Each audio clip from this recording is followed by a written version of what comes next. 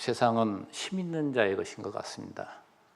언제나 힘 있는 자가 힘 없는 자를 압제하고, 또 힘 없는 자는 살아남기 위해서 또 단결해가지고 힘을 모아가지고 다시 재반격하고, 이 싸움, 정치권이나 세상 돌아가는 모든 것이 그렇잖아요. 어제 서울 도심에서도 또 집회가 일어나고 이랬던 일이 있습니다만은, 제가 서울에서 살 때도 지금으로부터 참 오래됐죠. 한 30여 년 전에도 끊임없이 그때도 체류탄이 터뜨려지고 도심을 한번 지나가려면 엄청 짜증나는 일도 참 많았는데, 되돌아보면 지금도 그러고 있어요. 근데 알고 보면 창세 이래 이렇게 계속해서 이러한 싸움이 끊이지를 않습니다.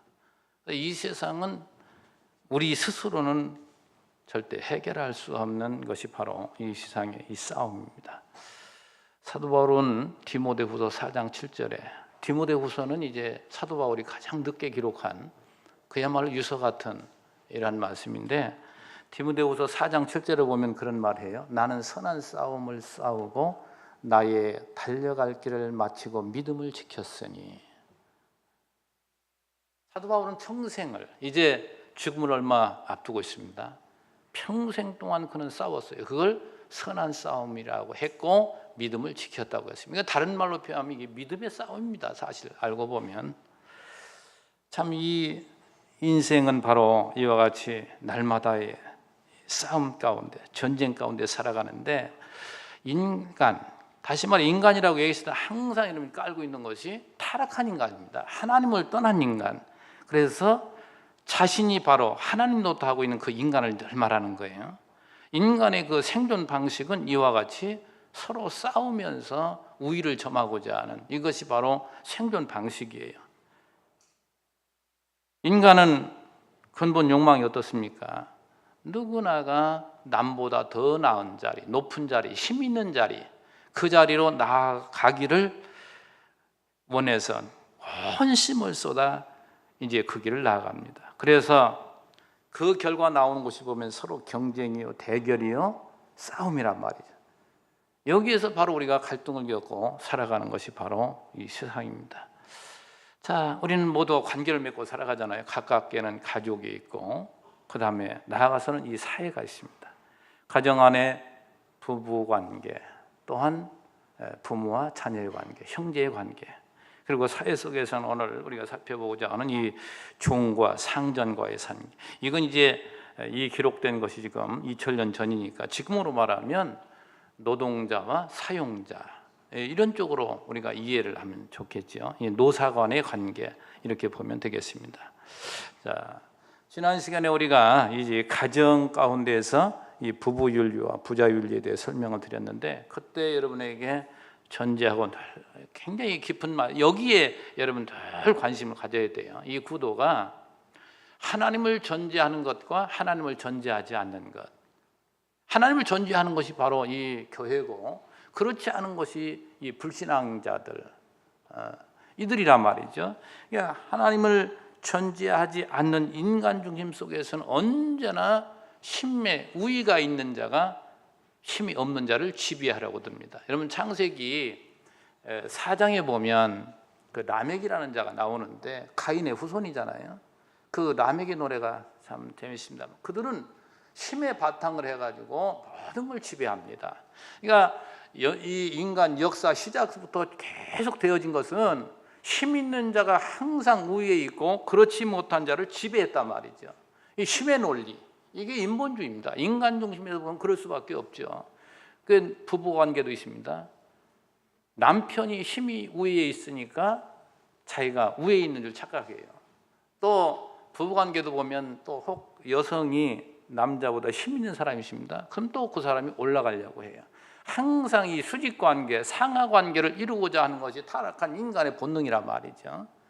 부모와 자녀 간에도 마찬가지로 하나님을 전제하지 않으면, 부모가 자식을 낳아서 키웠잖아요. 어려서부터 늘 때리기도 하고 훈계하면서 키웠단 말이죠.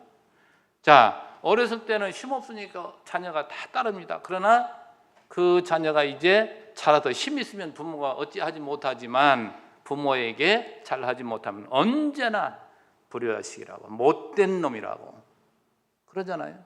부모를 따르도록. 이게 하나님을 존재하지 않는 인간 사회 속에 이루어지는 일이란 말이죠.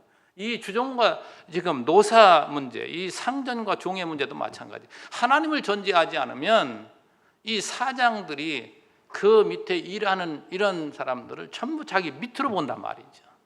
그런데 오늘 사도 바울은 그렇게 우리에게 이러한 잘못된 생각을 바로잡기 위해서 분명히 말씀하고 있는 거예요. 오늘 결론적인 말씀은 마지막 9절 마지막 그 부분이 나타나잖아요. 자, 뭐라고 얘기하느냐? 그들과 너희의 상전이 하늘에 계시고 노동자나 사용자나 할 것 없이 종이나 상전이나 할 것 없이 그 위에 누가 계시는가? 사장이 하나님 자리에 앉아 있는 것이 아니고 그 위에 바로 하나님이 있다. 그 밑에 너희들은 전부가 하나님의 종으로서의 그 관계, 이게 인간의 자리인데 하나님이 없으니까 자꾸 꾸역꾸역 그 자리에 올라가고 있단 말이에요. 이게 하나님을 모르는 세상에 이게 관계도인데 우리 예수 믿는 사람들은 거기서 탈피해야 될 거 아니에요. 그러니까 항상 우리가 하나님을 존재하면 이 위아래가 없습니다. 위아래가 없어요. 평등하다니까요. 이제 그 평등한 가운데 하나님 질서 가운데 은사 가운데 우리에게 직분을 주신 것이고 그 역할을 감당케 하신 것이지 하나님을 떠나서는 그렇게 생각할 수 있지만 하나님 안에서는 절대 그것이 부당한 생각이라는 것, 이 평등 관계를 우리에게 잘 가르쳐 줍니다. 그래서 이 모든 세상의 모든 해결 방법은 하나님 중심으로 이해를 해야 돼요. 하나님이 존재하시는 것, 하나님이 살아계신 것을 먼저 전제하고 그 밑에 내가 있고 네가 있고 왕이 있고 신하가 있고 상전이 있고 종이 있고 다 그런 것이지 그걸 전제하지 않으면 절대 해결 방법이 없습니다. 부부도 마찬가지요. 남편과 아내도 마찬가지예요. 하나님 계시단 말이죠. 또 부모와 자녀 간에도 마찬가지. 앞에서 말했잖아요. 부모에게 자녀를 노엽게 하지 마라. 왜요? 그 자녀는 하나님의 자녀라 이 말이죠. 항상 우리는 이 하나님을 전제로 할 때에 부자지간도 마찬가지, 상전과 종도 마찬가지 서로 인정하게 돼, 서로 존중하게 됩니다. 꼭 필요한 이분도 하나님이 사랑하는 자, 하나님이 세워놓은 자. 그래서 서로가 사랑의 대상, 불쌍히 여길 자. 왜? 서로가 연약하고 도움이 필요한 존재이기 때문에 긍휼의 대상이지 그를 내가 지배하려거나 이런 것들이 전부 이 악에서 나온다는 것을 우리에게 말해줍니다. 그래서 아름다운 이 가정과 사회는 바로 예수 안에서만 가능하다는 것을 성경에서 오늘 우리에게 잘 가르쳐 줍니다. 자, 오늘은 이제 사회 윤리에 대해서 말씀하는데 이것이 너무나도 중요한 말씀이에요. 너무나도 이 세상에 지금 모든 갈등이 어디에서 오느냐 이 문제를 해결하지 못해서 그래요. 힘 있는 사람들이 힘 없는 사람들이 잘 따르지 않으면 누르잖아요. 따라오게끔. 그러면 힘 없는 사람들은 끌려가다가도 속에는 반감이 생기고 내가 힘이 없어서 그렇지 내가 힘이 있으면 너 같은 거 이러면서 힘 없는 그들이 이제 힘을 모으는 거예요. 이게 지금 노동조합이라는 게 아니에요. 노사 간의 관계. 누가 과연 힘이 있는 힘겨루기예요. 날마다. 요 문제에서 해결받을 유일한 길은 바로 하나님 만나야 되고 주님의 통치 아래 들어와야. 저는 가장 가슴 아픈 것이 뭐냐면은 우리 대한민국을 볼 때에 뭐 예수 믿는 사람이 20% 뭐 25% 뭐 그렇게 얘기하잖아요. 그리고 또 이렇게 얘기 들어다 보면은 가족 또 친구, 친척 이렇게 연결해 보면 예수 안 믿는 사람들이 없습니다. 전부가 이웃이 이렇게 연결이 돼 있단 말이죠. 그런데 어찌 이 사회가 이렇게 갈등 속에 날마다 살 수밖에 없는가 생각하니 교회답지 못해서 그렇다. 결론은 그거예요. 성도들이 성숙하지 못해서 그렇다. 여러분 오늘도 이 말씀을 가만히 여러분 한번 들어보십시오. 여러분 2000년 전에 이 종과 상전의 관계는 이건 뭐예요? 있을 수 없는 제도예요. 지금으로 말하면 이게 감히 존재할 수 있느냐 말이죠. 그래도 엄연히 여기에 이 제도를 통해서 우리 예수님이라든지 사도들이 이 제도를 때려 부시기 위해서 앞에 나가서 싸우고 그런 게 없습니다. 그런 가운데 우리에게 얼마나 중요한 교훈들을 주는지 몰라요. 자, 우리가 이제 하나하나 살펴볼 텐데 자, 먼저 종들에게 말하죠. 상전에게 순종하던 것이 어떻게 해요? 그리스도에게 하듯이 하라. 참 이 전제하는 것이 또다시 말씀드리지만 하나님을 믿고 신앙이 자라지 못한 사람은 이거 받을 수 없는 말씀이에요.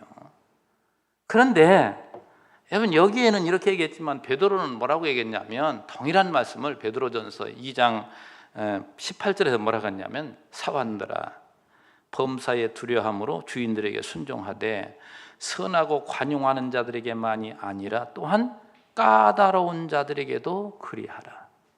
까다로운 자, 나를 괴롭히고 못되게 하는 그 상전에게도 그렇게 하라 이 말이에요.